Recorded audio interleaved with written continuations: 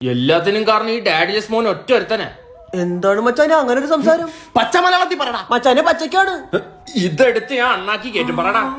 ദിനേശെ കളിക്കല്ലേ, വേനിക്കും സ്ലാങ് മാറിയെന്നല്ലേ ഉള്ളു, ലാംഗ്വേജ് ഒന്നല്ലേ. കഴിഞ്ഞ വർഷം തീരാറായപ്പോ നീ എന്തോടാ പറഞ്ഞത്? പോയിട്ട് അടുത്ത വർഷം കാണാന്നളിയാ. ആ സ്പീക്കറിൽ നിന്നാടാ ഇവൻ. Happy new year, happy new year. എടാ ഇതുപോലത്തെ ഒരു ഫോട്ടോ പണ്ട് നമ്മള് സയൻസ് ബുക്കിൽ കണ്ടിട്ടില്ലേ? ആ പൂപ്പ. ആ ശലഭമേ ഒന്ന് വിരിയോ?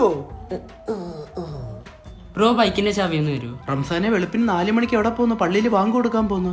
നമ്മുടെ കൊച്ചു വെയിറ്റ് ചെയ്യാണ്, കാണാൻ പോവാനാണ്. ആ ടേബിളിന്റെ അവിടെ ഇരിപ്പുണ്ട്. ചെല്ല്.